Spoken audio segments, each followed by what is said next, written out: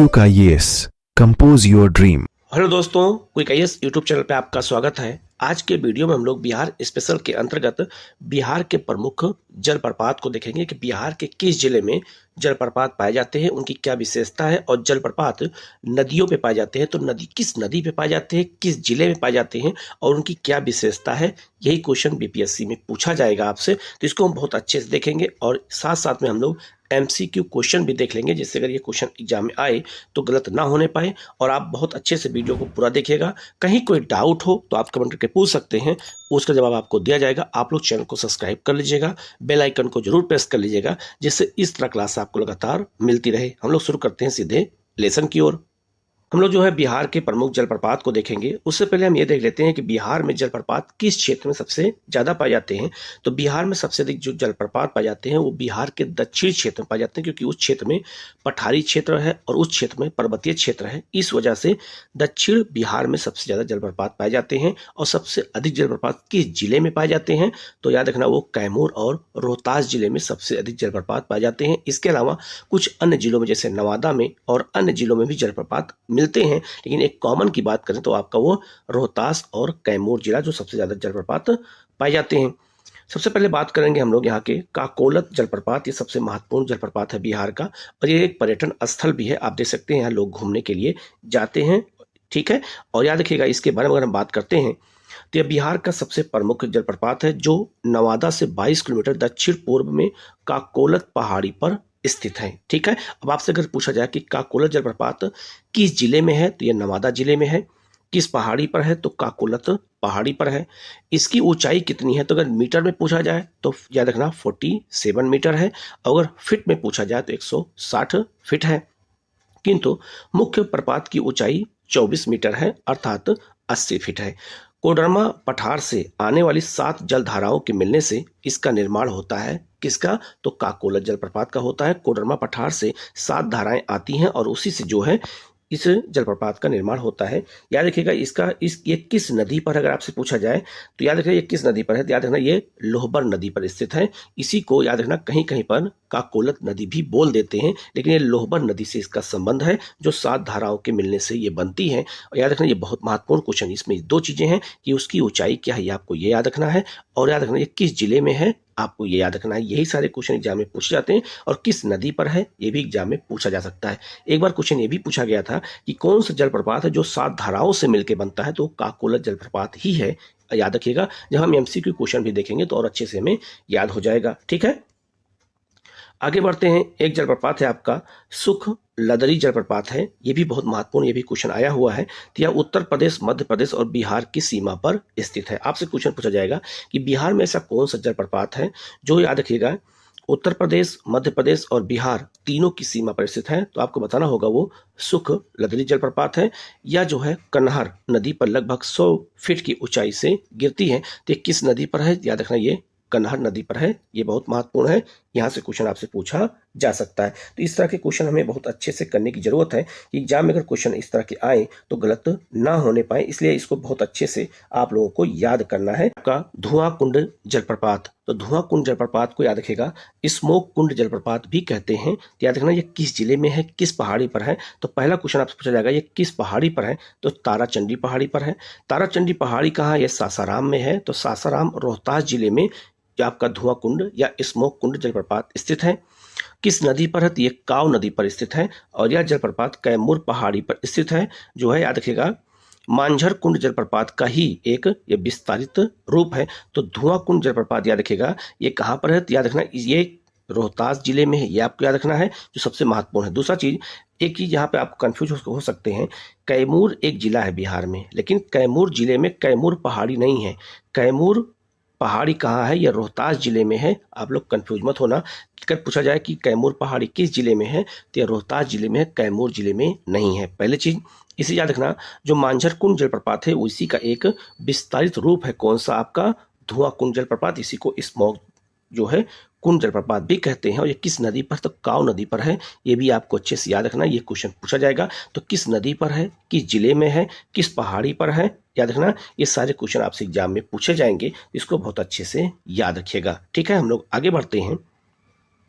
Next आपका दुर्गावती जलप्रपात। तो दुर्गावती जलप्रपात कहाँ है? यह कैमूर जिले में स्थित है। ये पहला क्वेश्चन। यहाँ जो है दुर्गावती नदी लगभग जो है 80 मीटर लगभग 300 फीट की ऊंचाई से गिरती है। इसे जो है खादरको जलप्रपात भी कहते हैं। तो याद रखना जो दुर्गावती जलप्रपात है ये बहुत महत्वपूर्ण है, याद रखिएगा। जो दुर्गावती जलप्रपात है ये जो है याद रखिएगा किस नदी पर है? दुर्गावती नदी पर है। और इसी को खादरको जलप्रपात भी कहते हैं। ये भी एग्जाम में आपसे पूछा जा सकता है। इसका दृश्य यहाँ पर आपको दिखाया गया है जिससे आपको ये याद रहे। तो इसकी ऊंचाई कितनी है, किस जिले में है? तो कैमूर जिले में है। या किस नदी पर है? और याद रखना इसे और किस नाम से जानते हैं? तो इसे खादरको जलप्रपात के भी नाम से जानते हैं। ये आपको याद रखना है। तो दुर्गावती जलप्रपात कहो और चाहे इसको हम खादरको जलप्रपात कहें, बात एक ही है। किस नदी पर है, किस जिले में है, यही सारे क्वेश्चन आपसे पुटअप होते हैं। इसलिए इसको बहुत अच्छे से याद कर लीजिएगा, क्वेश्चन आए तो गलत ना होने पाए। नेक्स्ट जलप्रपात है आपका करकट जलप्रपात है। यह कैमूर जिले की कैमूर पहाड़ियों में स्थित है। यह जो है बिहार राज्य का एक प्रमुख पर्यटन स्थल भी है। ये आपको याद रखना है। नेक्स्ट है आपका जियार कुंड जलप्रपात। याद रखना ये किस जिले में है? तो भोजपुर जिले में है। और किस नदी पर है? तो याद रखना फुलवरिया नदी पर है। यही क्वेश्चन आपसे एग्जाम में पूछा जाएगा, ठीक है। इसके बाद आपका है तेलहर कुंड जलप्रपात। या दुर्गावती नदी के निकट भभुआ तथा जो है परौधा मार्ग पर कैमूर जिले में स्थित है। तो याद रखना जो दुर्गावती जलप्रपात के बगल में ही है, कैमूर जिले में ही है। और इसका नाम क्या है? तो नाम इसका है तेलहर जलप्रपात है। और ये उसी का ये दृश्य यहाँ पर दिखाया गया है, ठीक है। नेक्स्ट क्वेश्चन है आपका जो है ओखा रीन कुंड जलप्रपात। यह बिहार के रोहतास जिले में स्थित है। और इसकी कुल ऊंचाई जो है कितनी है? 90 मीटर है। और यह जो है गोपथ नदी पर स्थित है। तो याद रखना जो याद रखना ओखा रीन जो जलप्रपात है ये भी क्वेश्चन आया हुआ है, ये गोपथ नदी पर है। ये आपको अच्छे से याद रखना है। यही सारे क्वेश्चन एग्जाम में आपसे पूछे जाएंगे। अब यहाँ पे हम जलप्रपात को अगर हम इसको एक अलग तरीके से हम इसको एक टेबल के माध्यम से अगर देखते हैं तो हमें और अच्छे से याद हो सकता है। याद रखना काकोलत जलप्रपात कहाँ पर है? तो कोडरमा पठार से आने वाली धाराओं से होता है और लोहबर नदी पर ये स्थित है। काकोलत नवादा जिले में पड़ता है, ठीक है। सुख जो है लदरी जलप्रपात कहाँ है? तो याद रखना ये कन्हार नदी पर है, रोहतास जिले में है। धुआं कुंड जलप्रपात है। याद रखना ये आपका काव नदी और जो है क्या कहते हैं वो छोटी नदी है आपका धोआ, उसी के संगम पे के पास है और रोहतास जिले में है। दुर्गावती, याद रखना दुर्गावती को ही जो हम क्या कहते हैं? खादर को कहते हैं। ये दुर्गावती नदी पर है आपका। ये कहाँ पर है? रोहतास में है जी। कहाँ पर? तो छान पापर नामक स्थान पर है। जियार कुंड जलप्रपात कहाँ पर है? याद रखना ये फुलवरिया नदी पर है। और आपका ये कहाँ पर है? भोजपुर जिले में है। करकट जलप्रपात कहाँ पर है? तो याद रखना ये कैमूर जिले में है। नेक्स्ट आपका तेलहर कुंड जलप्रपात कहाँ पर है? तो याद रखना ये दुर्गावती नदी के निकट है, कैमूर जिले में है। और याद रखना राकिम कुंड जलप्रपात यह कहाँ है? तो याद रखना ये गायघाट नदी पर है, रोहतास जिले में। तो ये गायघाट नदी, गोपथ नदी, इस नदियाँ सब किस जिले में बहती हैं ये भी आपको याद रखना है। इसके अलावा आपका है ओखा रीन कुंड जलप्रपात। ये आपका ये गोपथ नदी पर है, रोहतास जिले में है। इसके अलावा मंझर कुंड जलप्रपात याद रखना ये सासाराम जो है रोहतास में है। और इसके अलावा आपका देवदारी जलप्रपात है, ये कहाँ पे? कर्मनासा नदी पर है। ये आपका रोहतास जिले में स्थित है। ये आपको याद रखना है। अब आप देख सकते हैं बिहार के अधिकांश जो जलप्रपात हैं या तो वो जो है रोहतास जिले में है या कैमूर जिले में है। लेकिन कुछ जलप्रपात जैसे आपका काकोलत नवादा में है, भोजपुर जिले में है। लेकिन अधिकांश जलप्रपात कहाँ पर हैं? तो रोहतास या फिर कैमूर जिले में है। तो इसको बहुत अच्छे से याद रखिएगा किस नदी पर है और जो है जलप्रपात की ऊंचाई कितनी है, सब मैंने बता दिया है। अब इससे जुड़े हुए MCQ क्वेश्चन को हम लोग देख लेते हैं, जिससे यहाँ से अगर क्वेश्चन एग्जाम में आए तो गलत ना होने पाए। हम लोग आगे बढ़ते हैं। पहला क्वेश्चन है काकोलत जलप्रपात का संबंध किस नदी से है? तो इसका संबंध लोहबर नदी से है। तो इसका आंसर क्या हो जाएगा? आपका C हो जाएगा, ठीक है। नेक्स्ट क्वेश्चन आपका काकोलत जलप्रपात बिहार के किस जिले में है? तो याद रखना ये नवादा जिले में है। तो इसका आंसर क्या हो जाएगा? आपका B हो जाएगा। नेक्स्ट क्वेश्चन है आपका दुर्गावती जलप्रपात कहाँ स्थित है? तो याद रखना ये आपका रोहतास जिले में स्थित है। बहुत महत्वपूर्ण ये क्वेश्चन है, कई बार आया हुआ है। तो इसका आंसर C हो जाएगा। नेक्स्ट आपका धुआं कुंड जलप्रपात को इसको याद रखना स्मोक कुंड जलप्रपात भी कहते हैं। तो धुआं कुंड जलप्रपात किस पहाड़ी पर स्थित है? तो याद रखना ये आपका कैमूर की पहाड़ी पर स्थित है। तो इसका आंसर क्या हो जाएगा? आपका A हो जाएगा, ठीक है। नेक्स्ट क्वेश्चन है आपका दुर्गावती जलप्रपात का अन्य नाम क्या है? तो याद रखना जो दुर्गावती जलप्रपात है इसका एक नाम है खादरको जलप्रपात। तो इसका आंसर क्या हो जाएगा? आपका ए हो जाएगा। ठीक है। नेक्स्ट आपका तमासीन जलप्रपात किस नदी पर स्थित है? तो तमासीन जो जलप्रपात है ये आपका ये महाने नदी पर स्थित है, तो इसका आंसर क्या हो जाएगा आपका? बी हो जाएगा। ठीक है। नेक्स्ट है आपका जो है खुआरी दा जलप्रपात किस जिले में स्थित है? ये किस जिले में स्थित है? ये रोहतास जिले में स्थित है, तो इसका आंसर ए हो जाएगा। तो सबसे अधिक जलप्रपात अगर पूछा जाए किस जिले में मिलता है तो ये रोहतास जिले में ही मिलता है, ये भी आपको याद रखना है। ठीक है। नेक्स्ट आपका जो है खुआरी दा जलप्रपात किस नदी पर स्थित है? अब ये जिला भी पूछा जा सकता है, नदी भी पूछा जा सकता है, तो किस नदी पर है? तो याद रखना ये असाने नदी पर स्थित है, तो इसका आंसर क्या हो जाएगा आपका? सी हो जाएगा। तो रोहतास जिले में कुछ बहुत सारी छोटी छोटी नदियां भी हैं, उन्हीं पर ये जलप्रपात स्थित हैं। ठीक है। तो इसका आंसर क्या हो जाएगा आपका? सी हो जाएगा।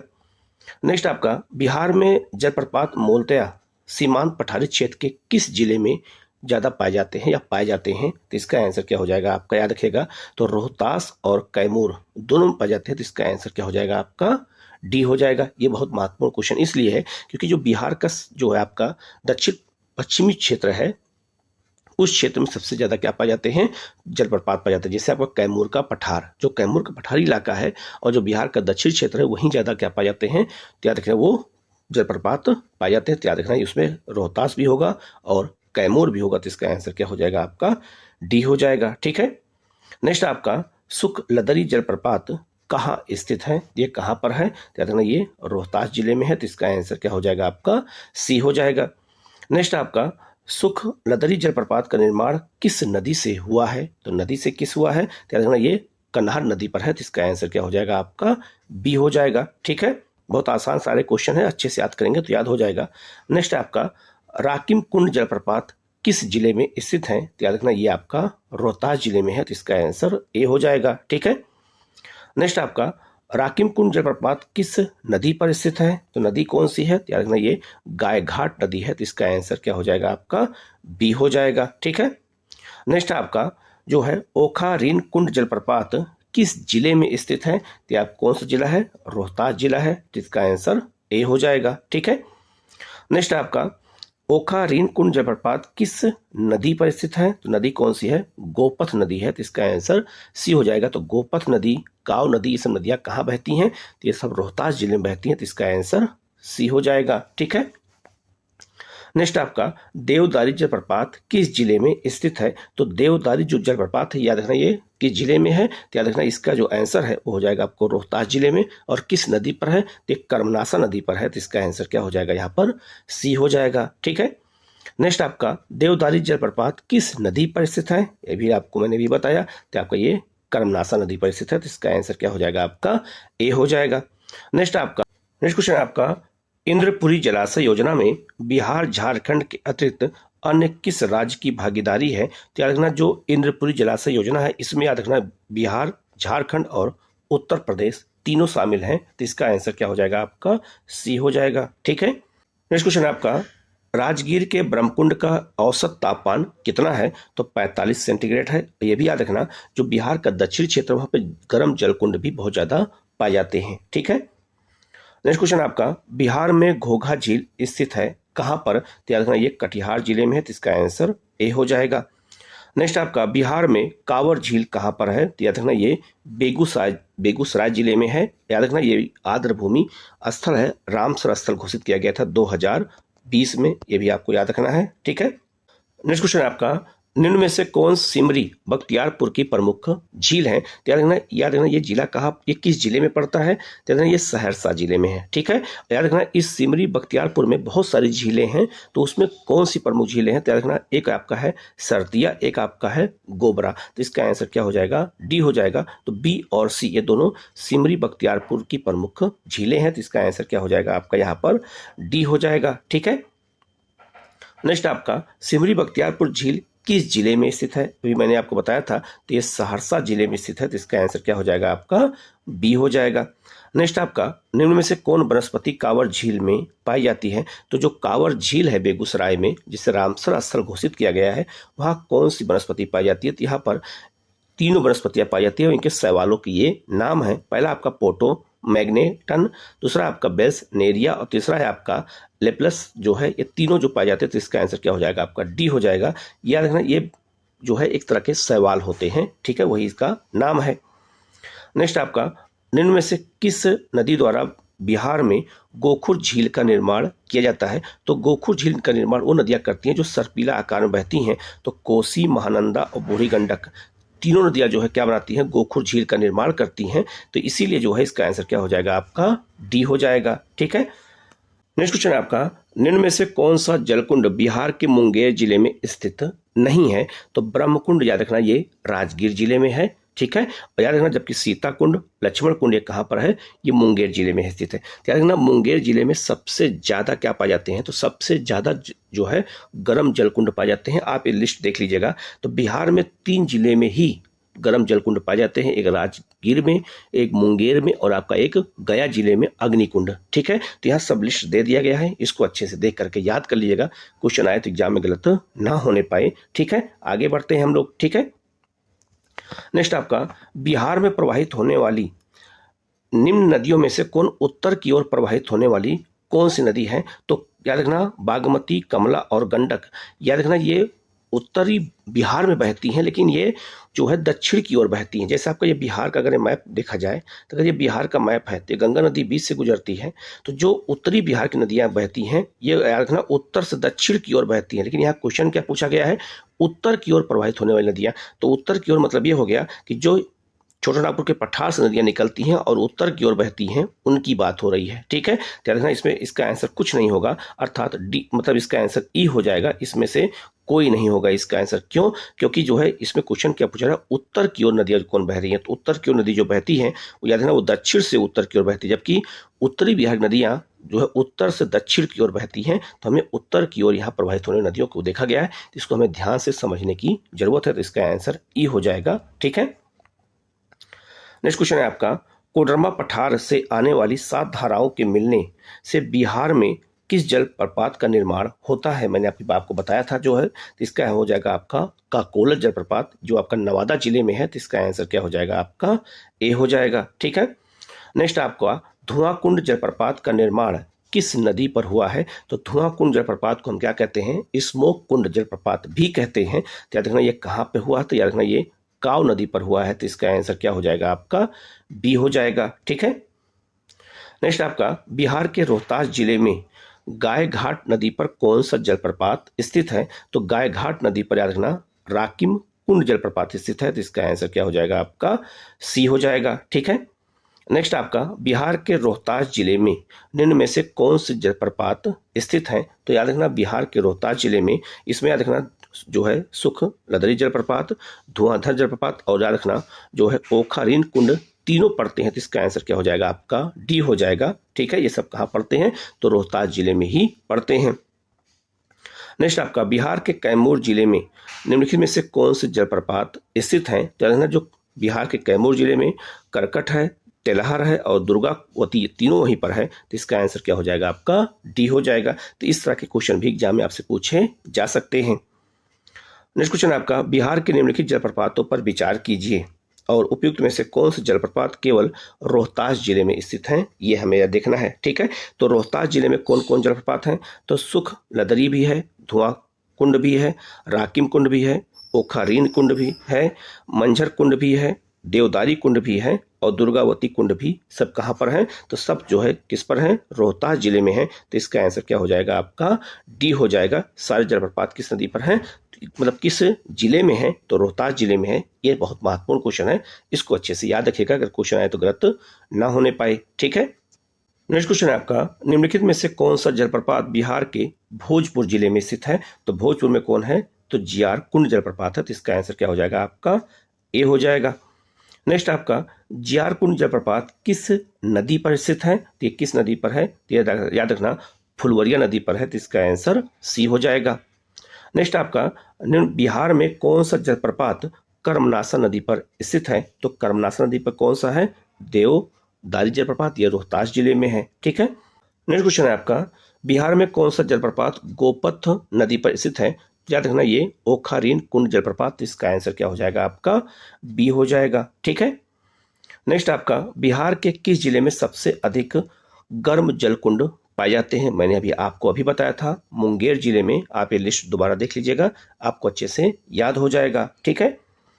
नेक्स्ट आपका बिहार के राजगीर जिले में कौन कौन से गर्म जलकुंड पाए जाते हैं? तो याद रखना, ब्रह्मकुंड, सप्तधारा कुंड, जो है मखदुम कुंड, सूर्य कुंड और नानक कुंड, सब यहीं पाया जाता है। तो इसका आंसर क्या हो जाएगा? आपका डी हो जाएगा। ठीक है। नेक्स्ट क्वेश्चन है आपका, बिहार के गया जिले में कौन सा गर्म जलकुंड पाया जाता है? तो बिहार में जो है सबसे महत्वपूर्ण कौन है? अग्निकुंड। तो इसका आंसर क्या हो जाएगा? आपका सी हो जाएगा। ठीक है। नेक्स्ट क्वेश्चन है आपका, निम्नलिखित में से कौन से गर्म जलकुंड बिहार के मुंगेर जिले में स्थित हैं? तो मुंगेर जिले में याद रखना, लक्ष्मण कुंड, सीता कुंड, रामेश्वर कुंड, ऋषि कुंड, जन्म कुंड, भीम कुंड और सिंगार ऋषि कुंड सब पाए जाते हैं। तो इसका आंसर क्या हो जाएगा? आपका डी हो जाएगा। आप ये दोबारा लिस्ट देख लीजिएगा, आपको अच्छे से ये याद हो जाएगा। ठीक है। नेक्स्ट क्वेश्चन आपका, बिहार के किस क्षेत्र में गर्म जलकुंड पाए जाते हैं? तो दक्षिणी क्षेत्र में गर्म जलकुंड ज्यादा पाए जाते हैं। आपको अच्छे से याद रखना है क्योंकि पठारी क्षेत्र भी है।